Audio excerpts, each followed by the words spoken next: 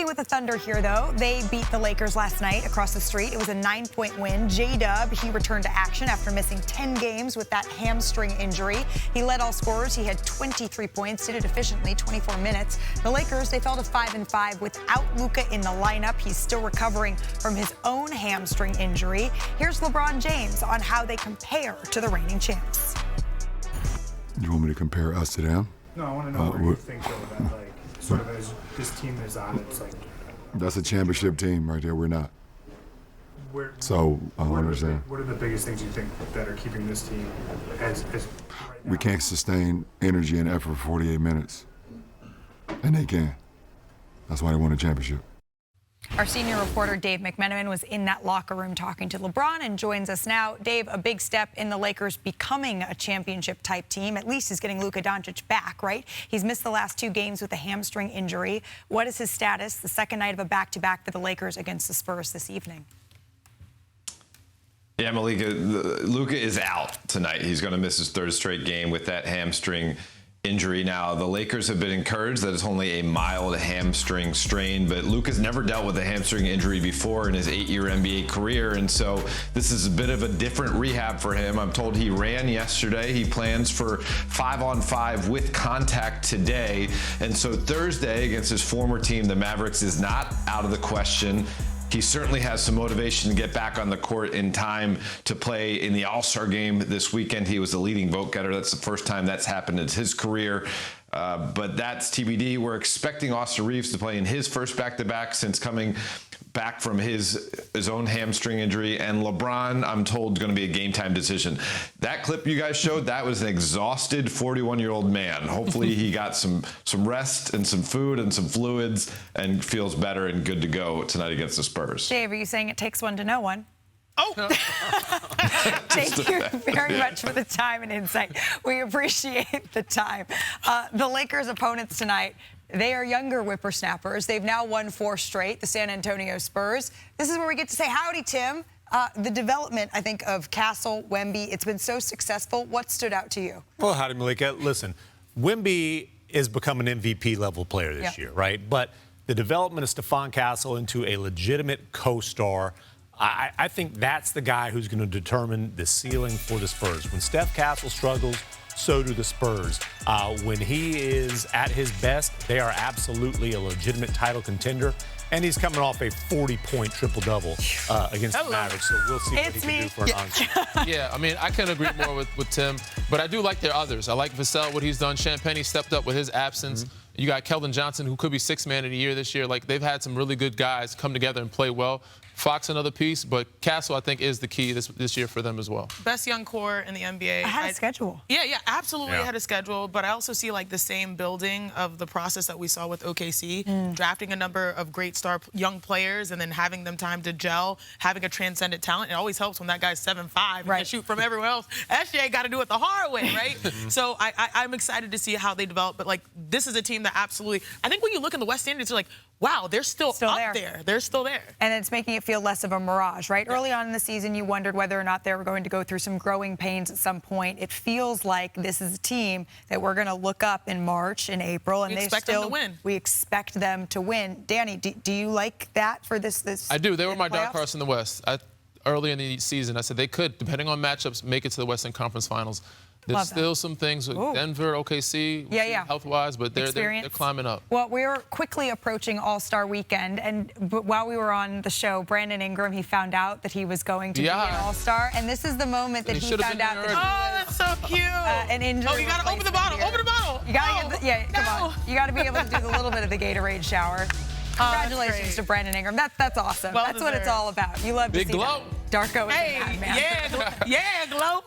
Back to our top story on this fine Tuesday. Pistons at Hornets. It was a memorable night, but probably for all the wrong reasons. The Hornets entered the game, though, on a 9-game winning streak, 1 win away from the franchise record, and there was a pretty good game that was played outside the kerfuffle. So let's start there. Janae, this is the first quarter. LaMelo Ball pushes it up the court, throws the oop. Let me tell you, them winning has brought life back to Charlotte. The diverse talent that they have, but also the Pistons taking on the other end. Yo, the Pistons are not who you want to see. Not a rivalry just yet, but we getting close. Luka was mad about that. Zion James throws it up half court at the buzzer. I mean, put it on look at the Hornets crowd. I haven't And try to walk it off like, I do that. I did something. All right. The third quarter, though, that's where things got a little bit messy. 7 minutes left in the third. Watch Jalen Duren there. He goes for the shot, but he's fouled by Moussa Diabate, and then Duren takes offense. The locking heads is where it starts, and it quickly escalates here. You got security coming out. Diabate's teammate doing everything he can to hold him back. Miles Bridges starts talking to Duren. And then here comes Isaiah Stewart off the bench here, Danny. Yeah, I mean, this escalated way too far than it should have. But you love the competitive nature, but this went way too far. This is where we start getting into mini games. Yeah, and sometimes you just black out because you're so angry. I think that's what Moussa Diabate, that's what sort of started it. Stewie, you cannot come out like that. Ice packs on his knees and everything. Nope.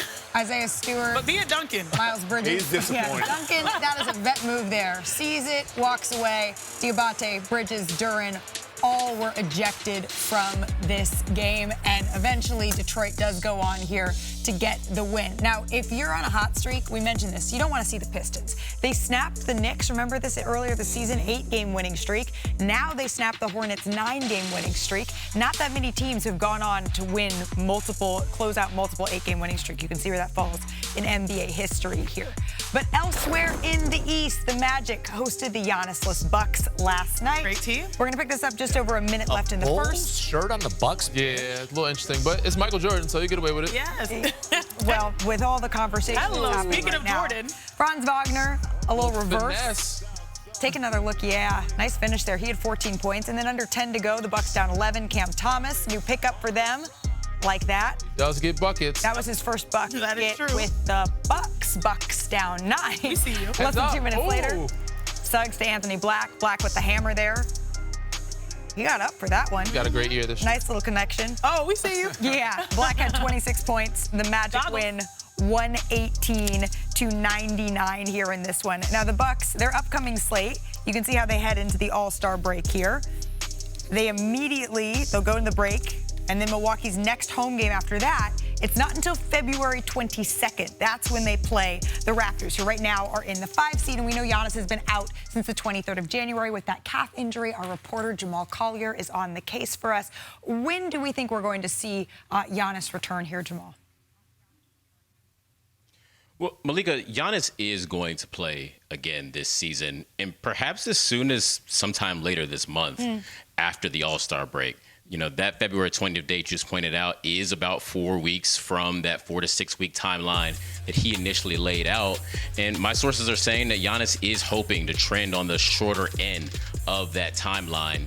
All last week, as the trade deadline speculation was ramping up about his future, Giannis actually was still getting on the court before each game in Milwaukee, working out his calf, really sort of increasing the vigor of those on-court workouts as the week went on.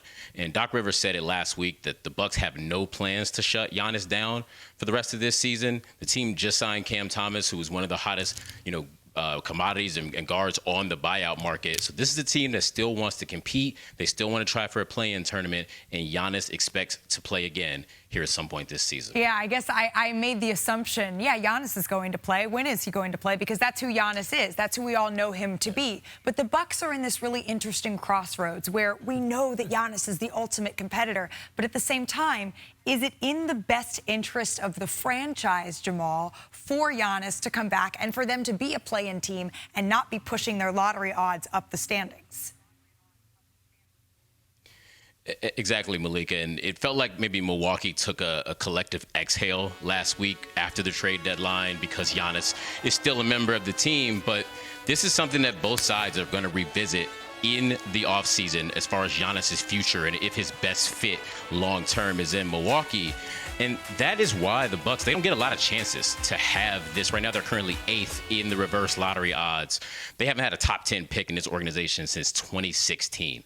So adding that kind of impact player, it could make a huge difference as far as an asset to trade, as far as somebody that Giannis may want to play with long term. If their ultimate goal is to convince him to stay, that draft pick could be, maximizing that draft pick could be huge for the organization.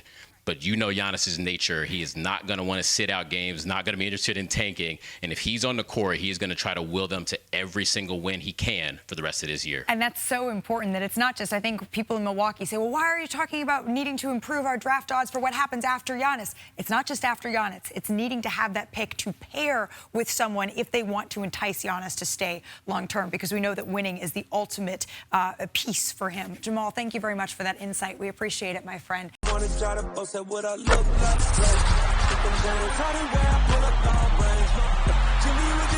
I'm on fire. It's NBA,